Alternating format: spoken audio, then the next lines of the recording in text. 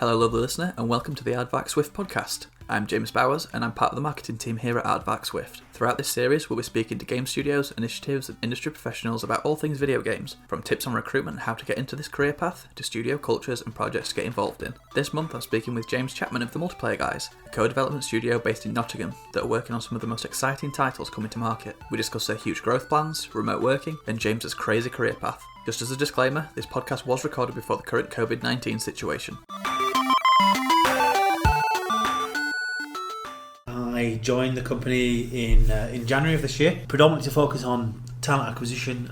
My role here is the head of recruitment, and what that means is the whole holistic overview of what we do from a talent engagement to acquisition through to attraction and then onboarding and so forth. So you've not been with the studio overly long time? Nope. So how did you get into the games industry? Games industry? Well, it was by accident really. Worked in recruitment now for coming up to 15 years. Kind of plied my trade back in... it was reversed actually. I actually started off in-house, so I worked for Coca-Cola for a number of years. All right. By accident again. I don't think most people who are in recruitment actually leave school or university or education to say, right, I want to be a recruiter.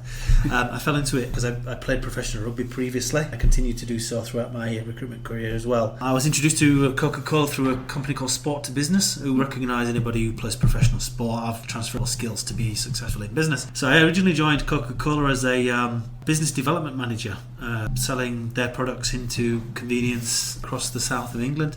And one day I walked into the HR office and the lady there at the time was kind of pulling her hair out because she had to then kind of build a recruitment team. I said, I'd done a little bit of recruitment previously before I left the army on the Armed Forces recruitment display team, and that was on a Thursday, and by Monday I was in the office recruiting. So I started off internally, and then I thought if this is going to be when I kind of stamp my mark from a business perspective or career, I thought I need to go into the big smoke and I need to do some of the grunt stuff and move more into exec search. So I spent a number of years in London working in software and technology, and that's when I first came. I was introduced to software and tech, and then I relocated to the Middle East in Dubai, and that's when I started my journey with Accenture internally, helping them with their talent for across digital transformation. And I climbed the ladder of success there, and then off the back of that it was time to come home, and I moved to Huawei. Quite quickly realised that Huawei, unfortunately, as big as they are, wasn't going to be a place for me to be able to kind of develop my career. And I was approached by a company called Nordeus, who specialise in mobile gaming, and that was just over 3.5 years ago now, and I've just fell in love with the games industry ever since. I think being a gamer but not knowing kind of what happens on the other side, you get to learn and understand a little bit of the dynamics and I suppose the culture of gaming and how games are made, which is really fascinating to me.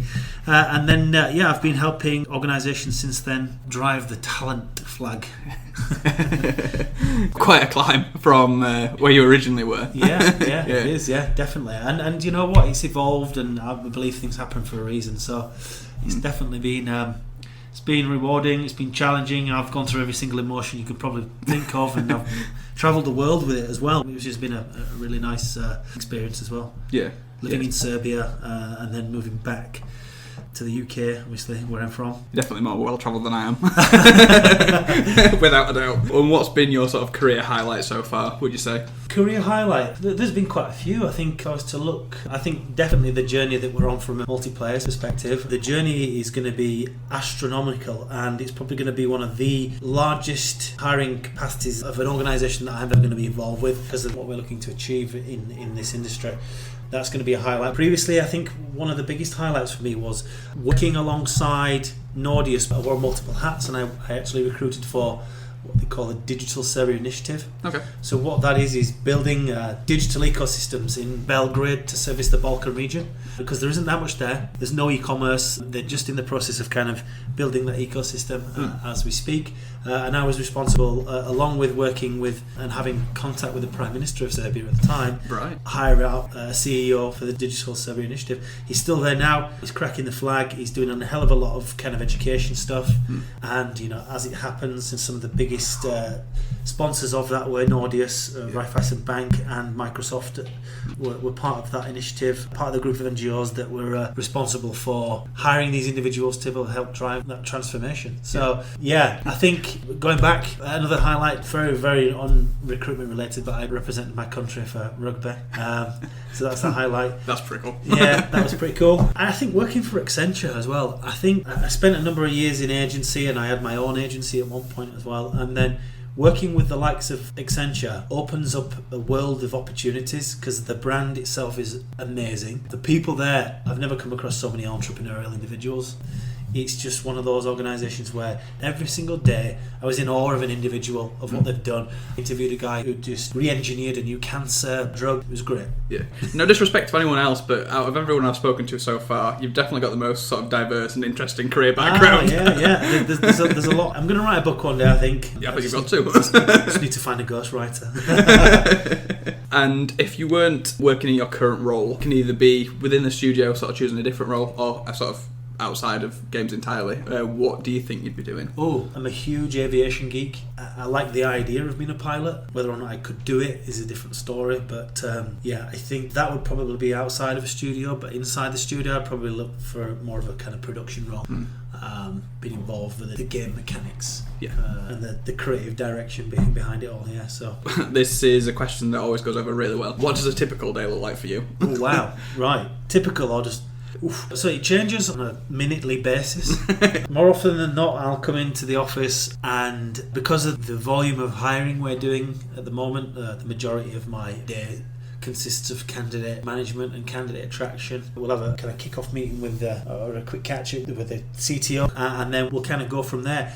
Basically, things filter in over the evening, so I'll look at emails and I'll prioritise accordingly from there. But it changes on an hourly basis, and it's all around candidate attraction and candidate management and candidate engagement and candidate journey and expectation management. That is key for us, because one of the major kind of selling points for multiplayer guys is we're just all normal people. So we're very authentic, it's very laid back. We roll our sleeves up, but ultimately we have fun doing it because, let's be honest, we work in gaming. So moving on from that, kind of related, obviously not been here particularly long, but what's been the best project you've been involved in here so far? I've got to be really careful on what I'm saying from a project perspective. Which we can always edit out later if you're not sure. Yeah, but I think it's the whole journey, because my role is project driven anyway. So, I'll speak to Rick, the CEO, or Andy, the CPO, connect with Vaughan on a daily basis, and we'll prioritise accordingly from there. Because we are looking for spectacular, talented individuals, predominantly across engineering, we prioritise accordingly from there. So this, for me, is probably a 5-year project. So I know I'm relatively early on, but the best project I've probably been involved with was my day one onboarding, just to kind of understanding the dynamics and seeing where we go from there. But this is probably one of the most rewarding places I've worked. It didn't take long for me to realise that. That in itself was a project, me actually onboarding and understanding the dynamics, and then taking it from where Vaughan has left off, because he did a fantastic job of hiring 50 plus people last year, and kind of taking the reins from there and moving things along. Every day is different from the next, which is, it's a breath of fresh air, really. Sort of broad overview, how would you describe the work the Multiplayer Guys does? From an outsider looking in, we are an extension of some of the most innovative studios globally. We're an extension of their engineering team from a multiplayer perspective. We are an outsourced solution that offer services globally to studios that might need specific areas of their engineering to be driven into a multiplayer aspect, or even just taken to the next level. Not only that though, we are in the process of building out a creative team as well to help with creative direction across some studios that we work with now, and also other studios that we'll probably look to work with in the future. Not only that, the creative direction, and what comes under that umbrella is the art direction as well. So game art is huge. We all know that we will play on a game if it interfaces really well and the user experience is amazing. So that all comes under the art function, which Harvey came on board with the back end of last year to build out a team. We're just working on, that's a project in itself, building out his team to be able to support those type of areas of gameplay and games that we're helping with. Yeah. Yeah. So definitely not just sort of growing programming wise, but growing across the board. Across the board, yeah. I mean, we talk about full SKUs, and that's the kind of dynamics and area that we want to move into to help, I wouldn't say better the game, but strategically give advice and direction to. Because, you know, we've got so many people here who've been in the industry for so long, subject matter experts in what they do, and why would you not want to magnify that within your game?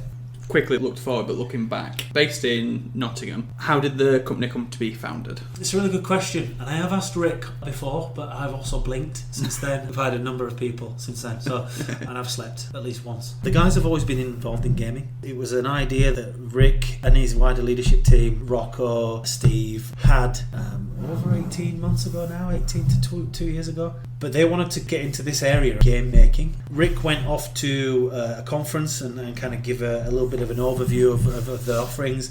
And I think before he even landed back in the UK, his phone was ringing on that we need support. So we've gone into an area of this industry where I think has predominantly been either companies have not been able to kind of get it right, and Rick's seen and the guys have seen a niche in the market that they can support with, and it's just transpired and evolved. And you know, we talk about getting up to a 500 plus organisation. I can only see that happening. It's not going to go, given on what we've got in the pipeline now, and by the end of this year, hopefully, if Rick has his way, we'll be up to at least 160, 170 people. And then we'll just evolve from there. Yeah. Because the projects that we have warrant those type of numbers. And that's from 2 years ago. That is sort of crazy expansion. Crazy. Last year, we were, I want to say 15 people, or between 10 to 15 people in February. Yeah. And Vaughan did an amazing job and got us up to 70 plus by the back end of last year. And now he's kind of set the bar. Quite a competitive person, having played rugby and been in the armed forces. Yeah. I need to beat that, even if it's by one. But I was going to say, that's a number to aim healthy for. Healthy competition. So yeah, you know, we've evolved, we've grown culturally. It's an awesome place to be and work.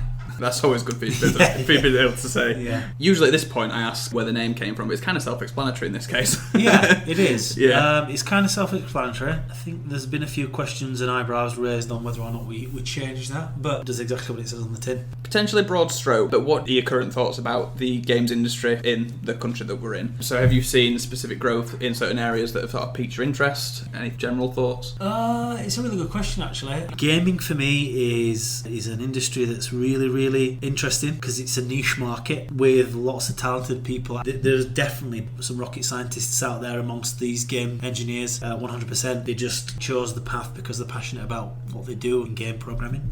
I don't necessarily know what the UK market is like and what I've seen. I do know that there's a challenge for talent out there, good talent, and I've been involved in the games industry now recruiting for a number of years. What I have seen is that talent itself is really hard to come by because there's specific technology stacks and solutions that you need to have been involved with. And I don't think it's an industry that you go to university thinking you're going to be a gaming engineer. You don't. It's a passion. It's not a job. And that's exactly what I see with people. Even if it's not specific advice, because obviously it depends on the role, but the candidates, you look out for something that jumps out. Yeah. What would you say that is at the moment? We're very big on culture. Yeah. I think it's really important to kind of champion that. We're an organisation where we're flatlined. You know, the CEO, CTO, software engineer, head of talent, head of HR, CPO, we're all flatlined. We're all just people here passionate about what we do. And that resonates across all the people that I've seen coming through gaming. What I don't see, and it's very rare, is you see egotistical individuals in gaming. They're all relatively humble, very authentic and transparent because they're super passionate about what they do. And if you've got a good project or product that you're working on, the chances are that they're going to want to be involved with that. So what I see from a talent perspective is that there are certain technologies that we use and that we're involved with because of the nature of what we do, but we hire across the board. So I've noticed a big shift in Unity towards Unreal Engine 4. A lot of our clients now are using this technology stack to build off. So I think seeing a shift of tech, but ultimately these guys need the code.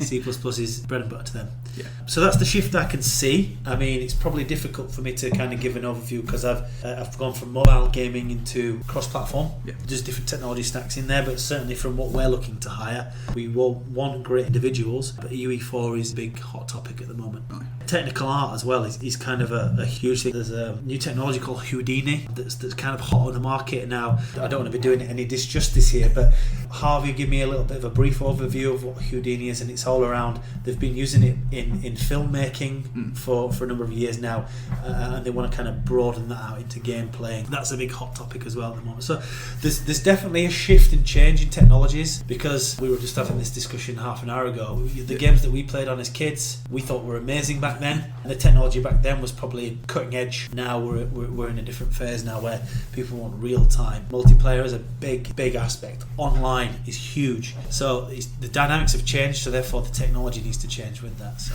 yeah, and consumers really like ray tracing. Yeah. Makes things look nice.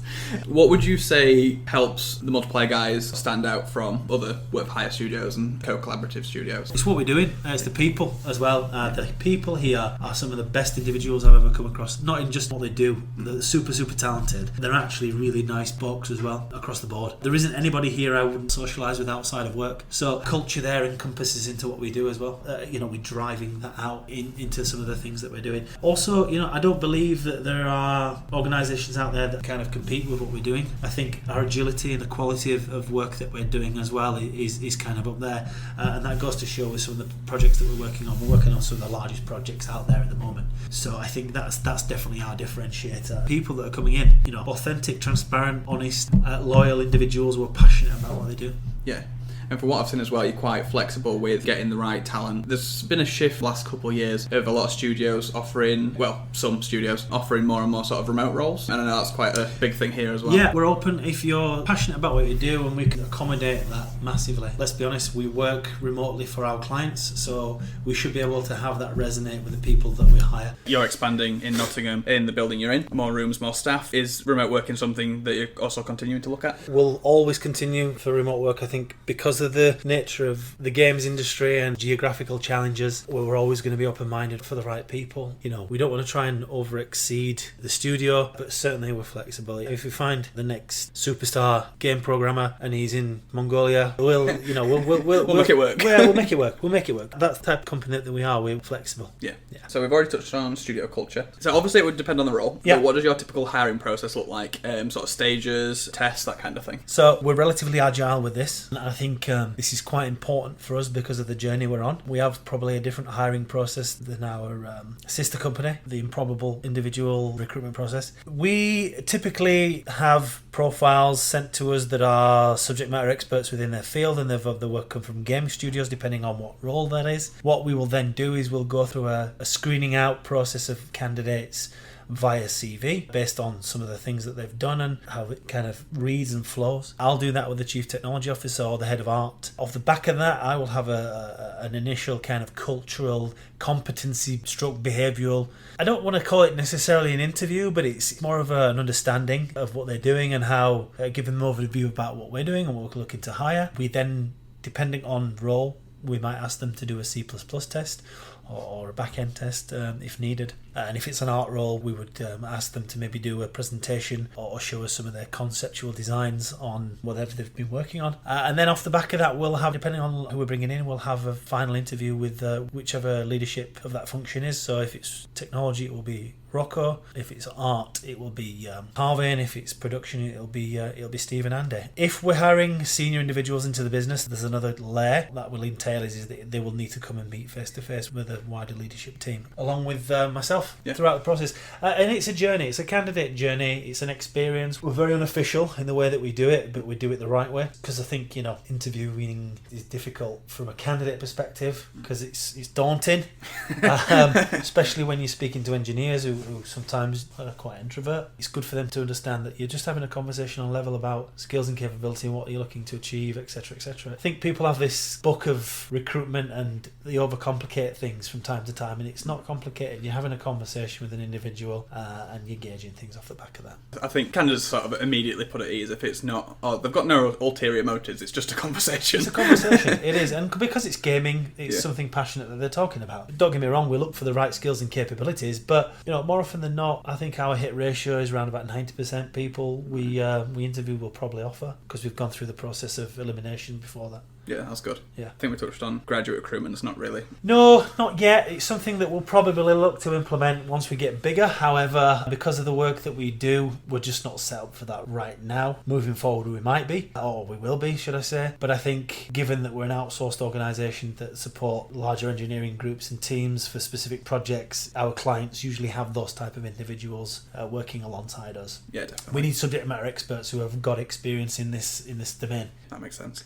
So wrapping up, is there anything you want to promote the Multiplayer guys? We're on a really, really great journey of hiring at the moment, so keep a lookout on some of the social media channels what we're looking to hire for. From 12 people to 500.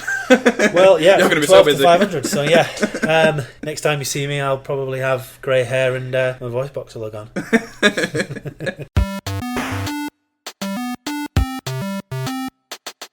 Thank you for listening to the Aardvark Swift podcast. This episode was recorded on site at the Multiplayer Guys and was hosted, produced and edited by me, Jaymes Bowers. If you have any comments or suggestions for the podcast, or if you'd like to feature on a future episode, please email james.b@aswift.com. Special thanks go to Jaymes Chapman for finding time in his busy schedule to speak with us. If you are looking to break into video games or make a transition to a new role, visit aswift.com, where we have hundreds of industry vacancies both at home and abroad, with a large percentage offering remote hiring and remote working during the COVID-19 situation. Be sure to also follow us on social media for the latest news and exciting vacancies. You can follow us on Twitter, LinkedIn and Facebook at Aardvark Swift. We also have a behind-the-scenes Instagram account by the team at Life at Aardvark. The music in this episode is from Incompetech by Kevin MacLeod. To learn more, please visit incompetech.com.